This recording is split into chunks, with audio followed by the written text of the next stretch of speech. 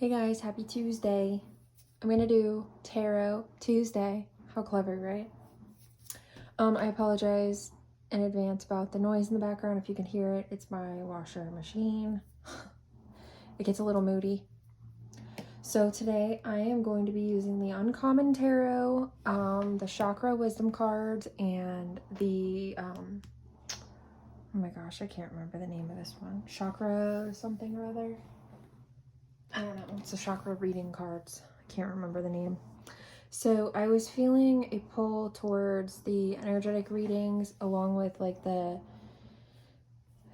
kind of like tune in to the chakra systems of, you know, pretty much everyone as a collective right now. Because I love doing different types of readings and I love to do energy readings. Obviously that's like one of my main specialties, being a Reiki master practitioner. So I'll go ahead and get into it. I think I'm gonna start with, I like to do tarot last because tarot is more informative. I'm gonna start with the Chakra Wisdom cards. These cards are super thin, so they're a little bit tricky to shuffle. I got them in like a chakra set, but I really like them because they're in-depth.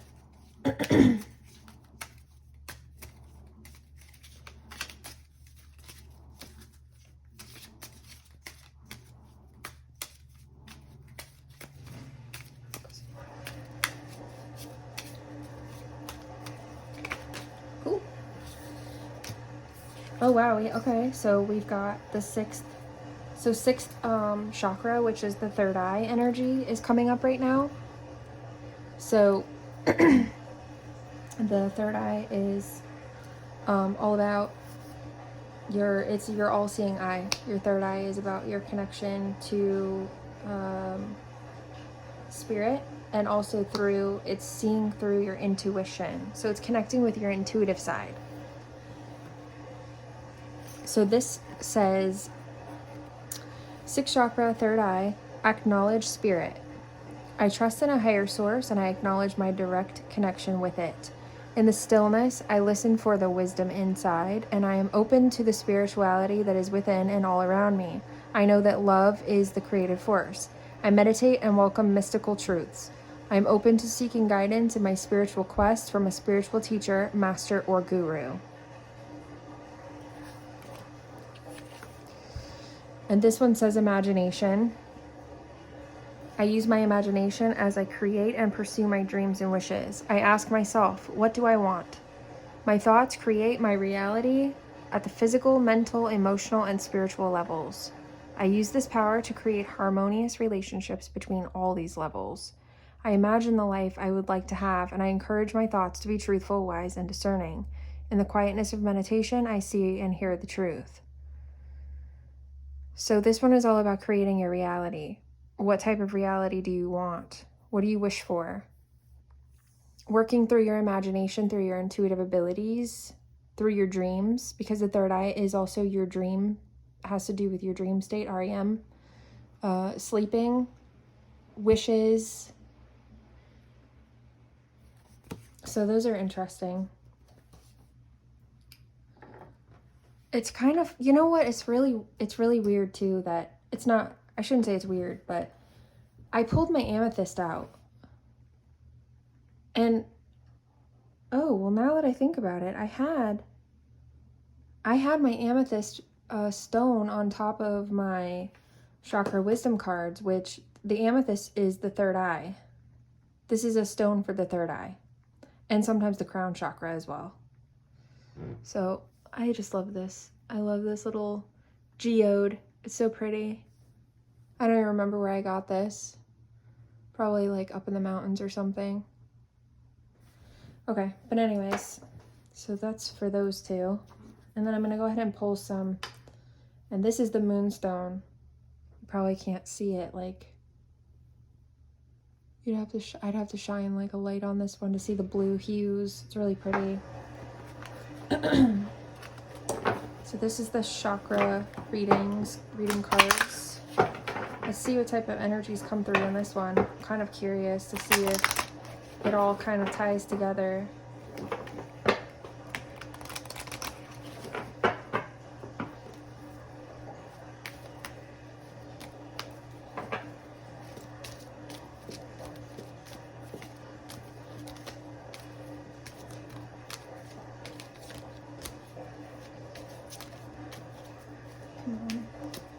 Clunky cards. Goodness gracious. These ones are hard to shuffle too because they're the opposite. They're huge and they're heavy. It's a heavy card stock. Okay, I'm just gonna pick from these because none of them want to jump out at me. So this is the Earth. This is the Earth Star chakra. This is all about nurturing. And look, it's the number 3. Remember in the last reading I was talking about the number 3 and the number 5?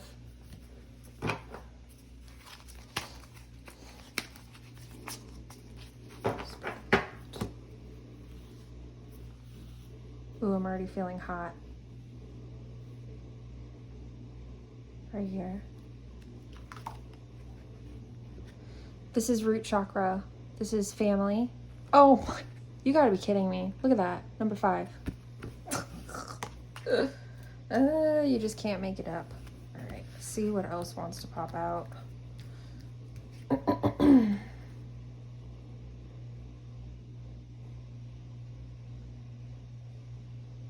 Yeah, it feels hot right here too. Pick this one. This one is the solar plexus energy, personal power, and the number 13.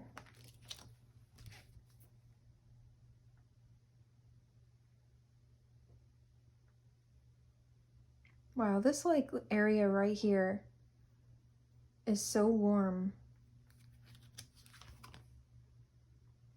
This is another Earth star.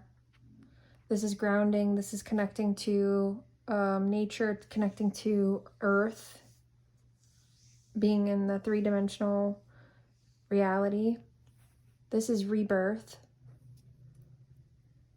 This also feels like, I don't know, this kind of feels like the higher chakras, like a soul star chakra as well.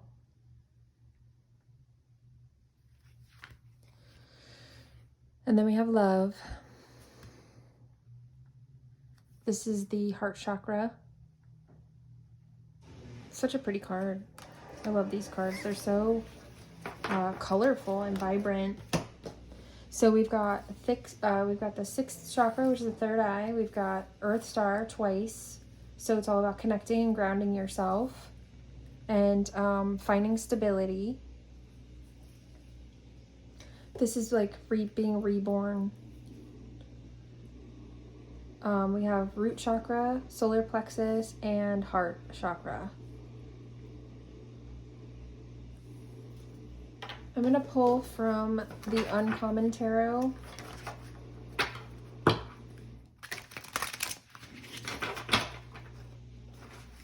These cards are very eccentric. They're very different. It's not like any tarot deck I've ever had before.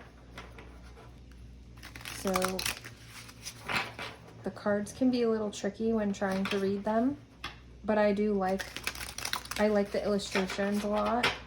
I think they're really interesting. And you can kind of see a story inside of them.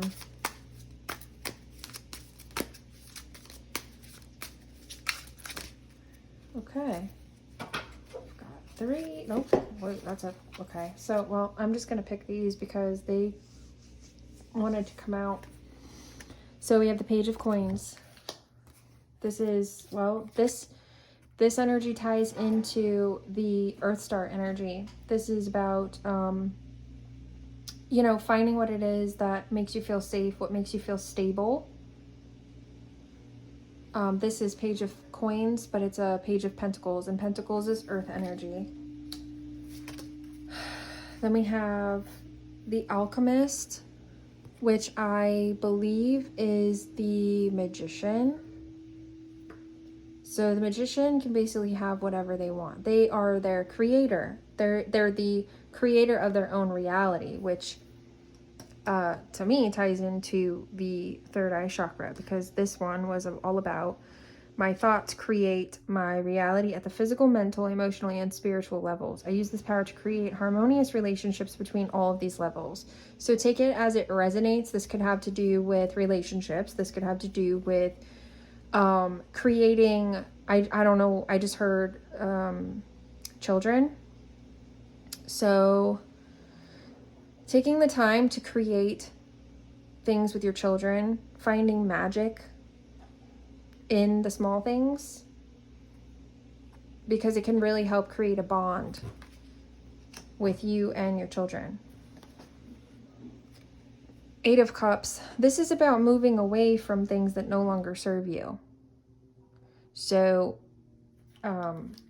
once again, however it resonates, I'm not picking anything up intuitively right this second. It's just basically moving away from any toxic situations or things you've outgrown. So try not to hold on to things that you feel you are ready to move past. And you know, when things come up in your life and people become forceful, or they kind of like try to push their way back into your life, take a step back and kind of take a minute to think about why you and that person stopped spending time together in the first place. I do believe that sometimes it's okay to give people second chances, but don't go against your intuition. Don't fight against the grain. If you're picking up what I'm putting down here. So don't deny the feelings that you're having. If you feel safe with this person and you feel like it would be a good idea to allow them back into your life, then, you know, maybe it would be okay for you. And you could maybe just test the waters and see, you know, give them a chance. But if they start crossing boundaries again and not respecting you, then you knew why you cut them off in the first place. And then right after the 8 of Cups comes death. So I kind of reaffirm what I said previously. When you know a relationship is over, a friendship is over, you need to know when to call it quits, and don't deny it, because this came up in reverse, which means sometimes we tend to go against our own best interest, because we are either people pleasing, or we don't want to let people down, or we want to give them a second chance or a third chance or whatever, because we think maybe they've changed. And, you know, oh, well, they are a really good person, but, you know, there were also a lot of toxic things about them that I just couldn't have in my life because it was bringing me down. So just know when to call it quits, know when to close a chapter, because the death card is all about kind of closing chapters out. It's about things ending. Death doesn't necessarily obviously mean actual death. I don't really ever take the death card as somebody dying. I mean, it could possibly, but if it were that type of reading. But this one in particular it's you see a person right here, and it's like, oh, there's a couple of people. There's a moth, a butterfly, and a moth. And it's almost like, you know what, how I see this is, it's like they're trying to like blow smoke or water on the butterflies to put the butterflies' wings out. So just know when to release yourself and know when to call it quits and cut ties. And this could also tie into this one. And this one did come up actually. If you line them up, the death card came in right under the rebirth card. So it's all about being, you know, being where you feel like you're in your power. Stand in your power and trust your intuition and trust the feelings that you get, because your intuitive abilities know what's up. So death, rebirth, they kind of like reflect each other. And then we have 4 of Coins in reverse. Some of you also may feel like you just want to have time to yourself right now. And that's okay. There's nothing wrong with that. It doesn't make you selfish. It doesn't make you any less of human. It means that you are a human and you need time to yourself and you need time to think. It's okay to distance yourself from people in your life, no matter who it is, family, friends, your partner, your kids. Like, don't be afraid to take time out for yourself, because we all need that. And that can tie into love, self-love, and love for others, because sometimes if we are in a bad mood or we just can't be around people at a specific time, it's better if we're by ourselves and we distance ourselves, because if we isolate and we take time alone to kind of like meditate or whatever, go within and try to surpass the feelings, not surpass, but like work through them and work through letting the triggers go, letting go of the toxic emotions, letting go of the things that are suppressing our positive emotions. It doesn't make you selfish at all. That means that you respect yourself first and foremost, and that's okay. Two of Wands is in reverse. So this kind of, I feel like, goes into the Four of Coins. It's all about taking time to yourself. The Two of Wands is usually about travel. Maybe you haven't been giving yourself, you haven't been taking time for self-care. Maybe you should go, get a pedicure, get a manicure, go get a massage, go for a Reiki session, go for acupuncture. Do something for yourself right now, because it's important. We have to fill up our cups first. That ties in also to really all of this. It all creates a whole.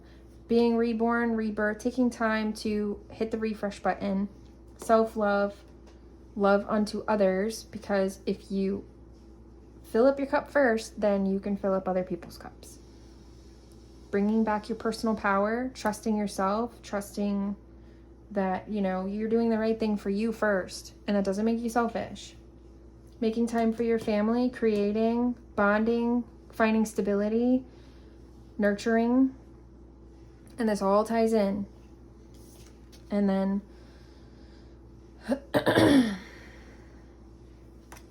and then Seven of Cups is all about choices. So I feel, like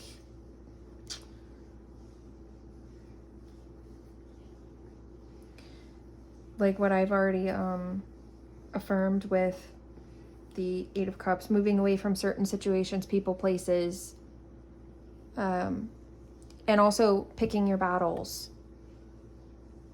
There's some things that we just don't need to, fight about. I was thinking about it earlier, and I catch myself arguing with my 5-year-old, and it's like, why? Why do I need to argue with a child? I've been on this earth in this lifetime a lot longer than her. She may have lived a lot more lifetimes than I have. Who knows? She's definitely an old soul and she knows what's up. She's definitely not stupid. She's very smart, which makes her more challenging. The smarter, the more intelligent children are, the harder they are. And that's okay, because she's going to have a really bright future and she's, not going to take shit from anybody. But it's all about picking your battles. And my mom used to say that to me. Like, oh, you just gotta, you just have to pick your battles, pick and choose them. You can't fight about everything. You can't win every single one. And she's 100% right. It's so true. It's just not worth it sometimes, because then you lose your temper and you kind of you lower your vibration. And in terms of thinking about life as a human and as a soul, it's like, why do we fight about anything, really? Like, yeah, there's obviously, we all have a shadow side, and that's okay. We have a yin and a yang, and we have to have that balance. We have to kind of like find balance in the two to create harmony, excuse me. But I don't know, the next time somebody starts to argue with you about something, just, you know, take a step back and think about it before you engage in that argument, because you may lose a part of yourself in that game. And for what? After it's said and done, it's like, what did you gain from it? Nothing. I lost my peace. You know, it's not worth it. And then at the bottom of the deck, we have 10 of Wands, which is about fulfillment. Fulfillment in creativity. This is a lot of movement, I feel. And I know kind of like around holidays and stuff too, there's a lot of movement right now because, you know, people are picking up second jobs and taking on a lot of responsibilities. So once again, remember to find time for yourself, to kind of like take time to do like a cleansing ritual or whatever it is that you do, because you don't want to burn yourself out, because nothing good comes from that. So this is what I have for right now. This is a collective message, so that if it resonates, that's awesome. And if it doesn't resonate with you at all, don't try to force it. So I hope you enjoy this reading, and I will see you on the next one. Bye.